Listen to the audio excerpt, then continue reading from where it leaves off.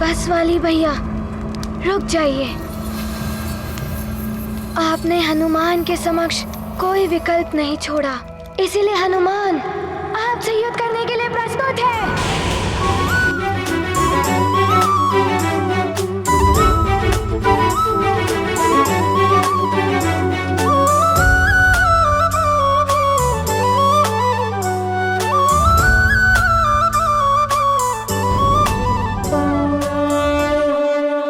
हनुमत सुत है आज्ञाकारी, जनक जननी सम्मान रखारी। सब जन के रक्षक हनुमाना, रखते शीश निबल कर माना। धर्म शांति मर्याद रखैया, हनुमत जग कर बनत सहैया। कोई चले मार्ग अधर्म के, मारुति धर्म युद्ध करे उससे। अंततः मेरे शब्दों का कुछ प्रभाव तो पड़ा तुम पर। तुम्हारे भीतर साहस का संचार तो हुआ। और अब जब हम युद्ध करने ही वाले हैं, तो फिर उसके नियम भी स्थापित कर लेते हैं। मुझे विश्वास नहीं हो रहा, ये सब मैं यथार्थ में देख रहा हूं। पुत्र वाली, तुम क्या चाहते हो भोले भाले हनुमान से? हाँ,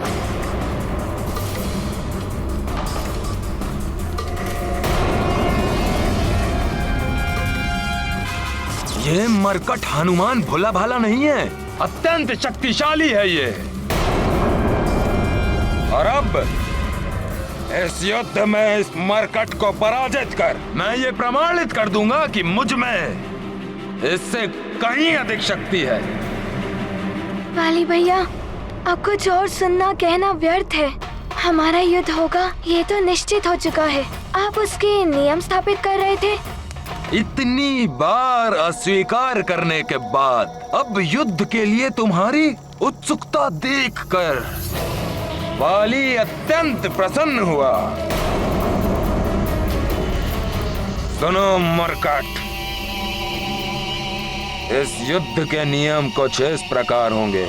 सर्वप्रथम दोनों ही योद्धा अपने समर्थकों और सहयोगियों का चुनाव करेंगे। और ये मैं घोषणा करता हूं कि मैं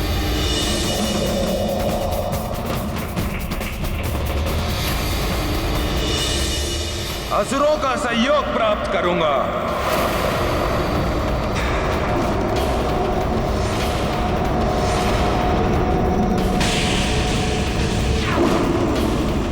असुरों का साथ? और आप वाली भैया, हमारा दुर्भाग्य है। हमें तो साथ मिलकर अपनी शक्ति को एकत्रित कर असुरों से युद्ध करना चाहिए था, परंतु उस मायावी ने जब सुग्रीव भैया का अपहरण किया था, तब मुझे आभास हो गया था कि आप आसुरी शक्तियों का साथ दे रहे हैं। पुत्र वाली, यदि तुम हनुमान से युद्ध करना चाहते हो तो अवश्य करो, किंतु राक्षसों का साथ लेकर अधर्म के मार्ग पर आगे ना बढ़ो पुत्र। उसमें तुम्हारा विनाश निश्चित है।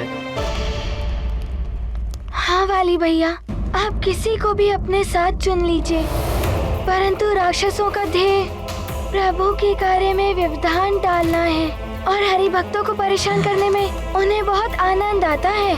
ये धर्म के विरुद्ध है।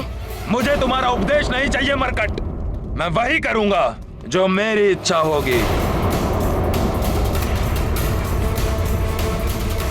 तुम बताओ, तुम किसका सहयोग प्राप्त करोगे? मुझे किसी की भी आवश्यकता नहीं है। मेरे माता पिता यहाँ उपस्थित हैं। उनका आशीर्वाद ही मेरे लिए पर्याप्त है। उनके आशीष से मुझे बल प्राप्त होता है, जिससे मैं संसार की किसी भी शक्ति को परास्त कर सकता हूँ।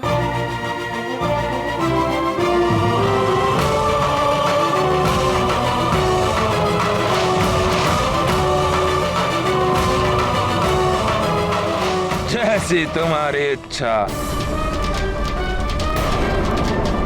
यदि तुम किसी का सहयोग ना लेने का निश्चय करने की मूर्खता कर रहे हो तो ये तुम्हारा निश्चय है, परंतु मैं आसुरी शक्तियों का सहयोग प्राप्त करूंगा और ये मेरा निश्चय स्थिर है।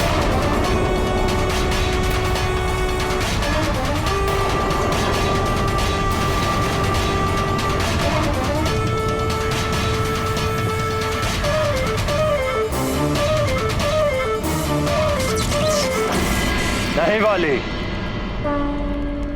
यह अन्यायपूर्ण होगा।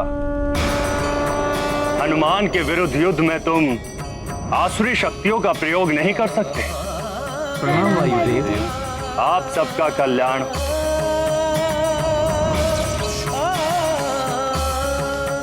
वायुदेव, यह युद्ध मेरे और हनुमान के मध्य है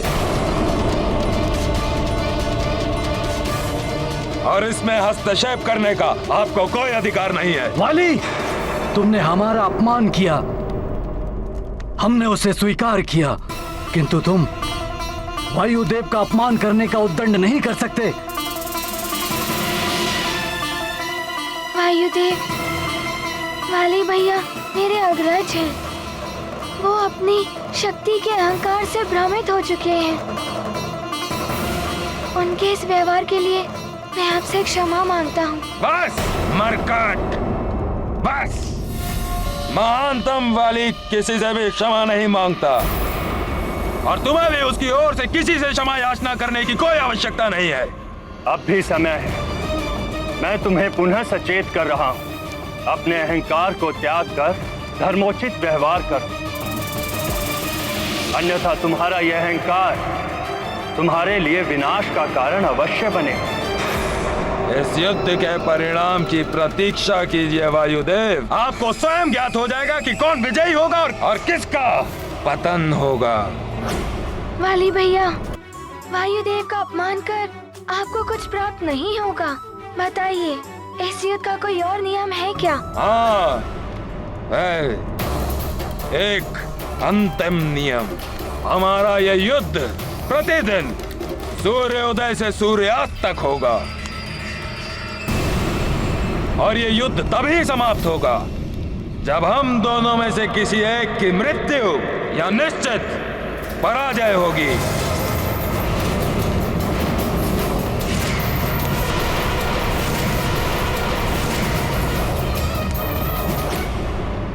मुझे स्वीकार है वाली भैया।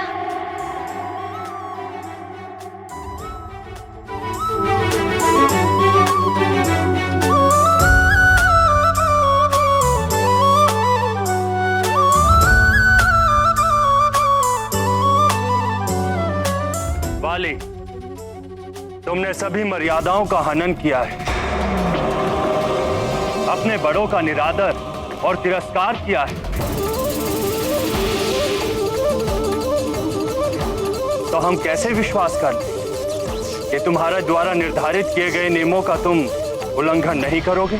वायुदेव, आपके किसी भी प्रश्न का उत्तर देने के लिए मैं बाध्य नहीं हूँ। आप प्रस्थान कीजिए यहाँ से। वाली, मैंने तुम्हारी चेतना को जागृत करने का प्रयास किया, परंतु तुमने मेरा भी अपमान किया। अवश्य ही तुम अपने विनाश की ओर बढ़ रहे हो और शीघ्र ही तुम्हारे दम का परिणाम तुम्हारे समक्ष प्रस्तुत होगा।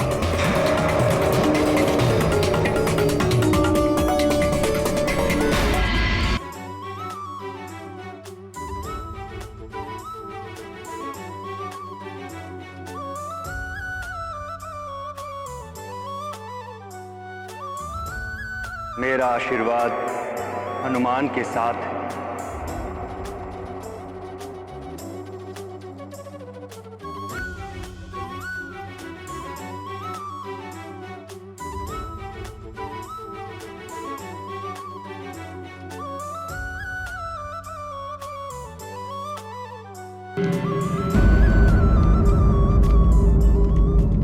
विनाश करेगा वाली अपने समक्ष आने वाली प्रत्येक विरोधी शक्ति का। महानतम हूं मैं, मरकट। कल सूर्योदय की वेला में हमारा युद्ध और तुम्हारे सर्वनाश का प्रारंभ होगा।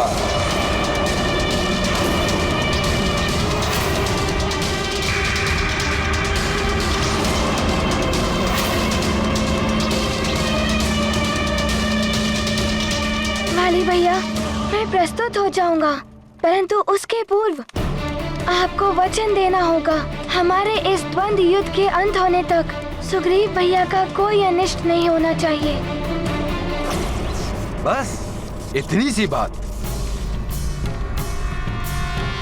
स्वीकार है मुझे। कोकट, सभी वन राज्यों के वानरों को आमंत्रित करो, वो यहाँ आकर हमारे द्वंद्व युद्ध और उसके परिणाम के प्रत्यक्षदर्शी बने। वो अपने नेत्रों से हनुमान की पराजय और काका केसरी जी के मुकुट को मेरे चरणों में पड़ा हुआ देखें।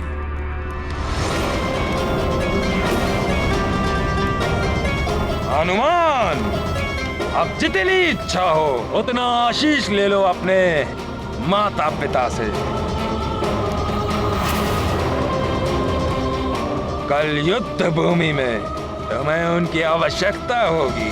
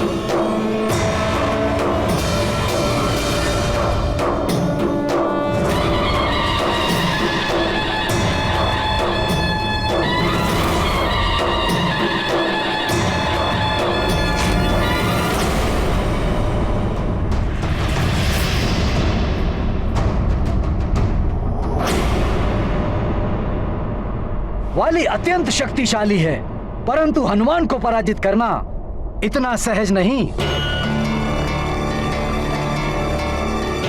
इस युद्ध में जिसकी विजय होगी वही सर्वशक्तिशाली प्रमाणित होगा।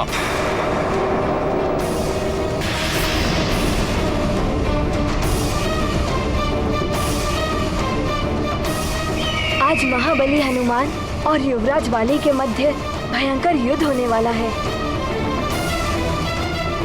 देखो, युद्ध स्थल के मध्य में इन दोनों की गदाएं रखी हैं और जैसे ही ये उन्हें उठाकर एक दूसरे पर वार करेंगे, युद्ध प्रारंभ हो जाएगा।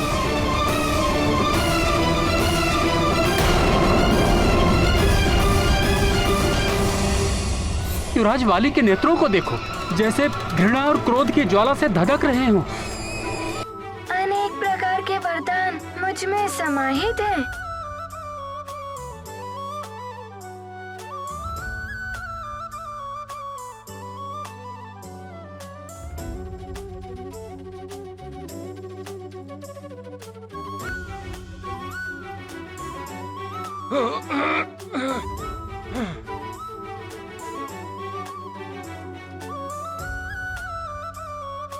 अनेकों बार युद्ध अस्वीकार कर मुझसे बचता रहा है ये मरकट। सुग्रीव की सुरक्षा का उत्तरदायित्व मैं लेता हूं, अतः मेरे जीवित रहते सुग्रीव का कोई अहित नहीं कर पाएगा। हनुमान, तुम यहाँ क्यों आ गए? वाली भैया मेरे साथ तुम्हारा भी अनिष्ट करेंगे। सुमेरु के राज मुकुट पर आपका कोई अधिकार नहीं है, तो फिर उतारिए उसे और रख दीजिए उसे मेरे चरणों पर। बस बस, वाली भैया से ये अनावश्यक युद्ध करने के लिए विवश है हनुमान। सुग्रीव भैया के प्राण की रक्षा और अपने पिताश्री के वचन को पूर्ण करने का और कोई उपाय ही नहीं छोड़ा है वाली भैया ने। मरकट, अब होगा हमारा युद्ध। तुम्हारी आधी शक्तियां प्राप्त कर तुम्हें पराजित करने की मेरी इच्छा पूर्ण होगी। फिर देखता हूँ कौन रोकेगा मुझे समस्त वन राज्यों पर अपना आधिपत्य स्थापित करने से।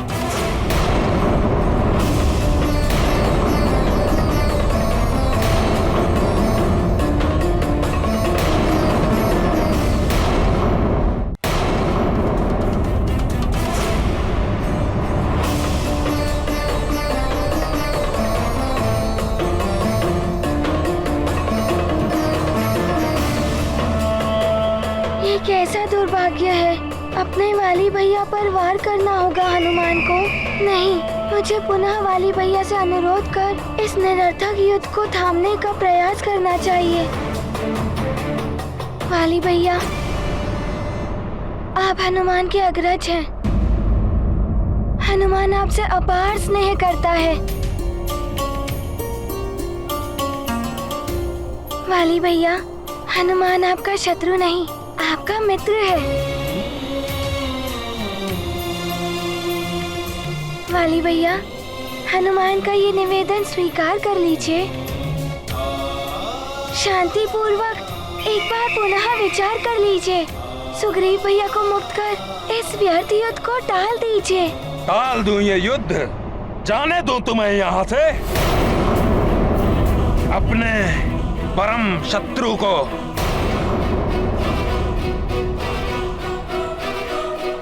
स्वयं को सर्वश्रेष्ठ योद्धा प्रमाणित करने का अवसर गवा दूं?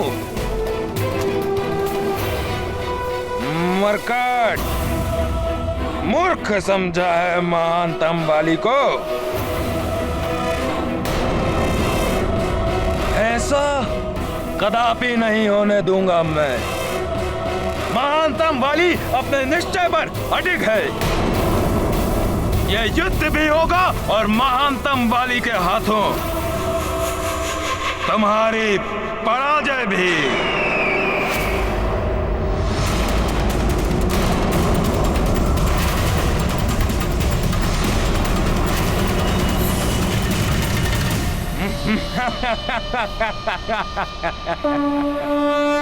अहंकार क्रोध ईर्षा भर आया, हृदय वाली ने कलुषित पाया।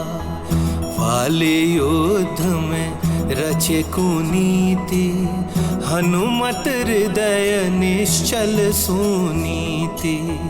हनुमत वाली से रखते प्रीति, वाली मन में बसे कुरीति। विषधर चंदन लिपटे रहते, किंतु चंदन विष में ना होते।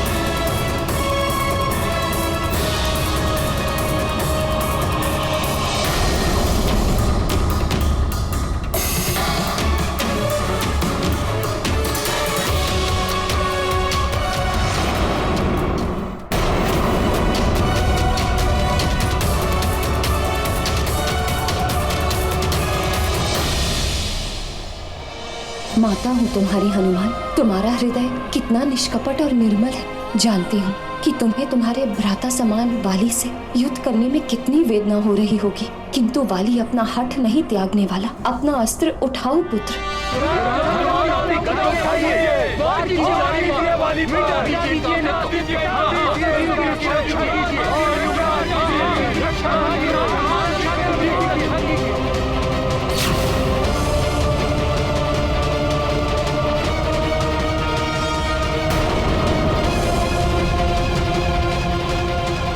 अपनी गदा कोई दिक्कत नहीं।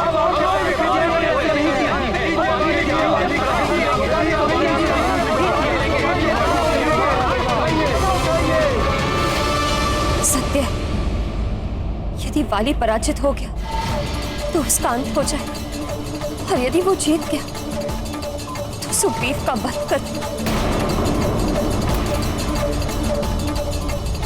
दोनों ही अवस्थाओं महाराज ऋक्षराज जी और महारानी को अपने दोनों पुत्रों में से एक पुत्र को खोना ही होगा। मैं हनुमान के लिए बहुत चिंतित हूं, किंतु उस मां के दुख की कल्पना भी नहीं कर सकती जिसके दोनों पुत्रों के जीवन संकट में हो और केवल एक की ही प्राण रक्षा हो सके।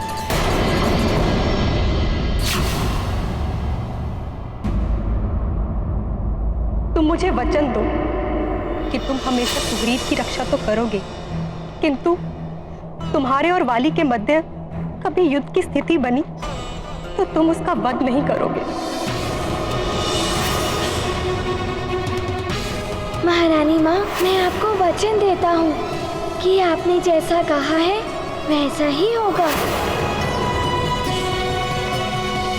हनुमान, तुम्हें मुझसे युद्ध तो करना ही होगा। तुम्हारे अंत के साथ ही इस युद्ध का अंत होगा।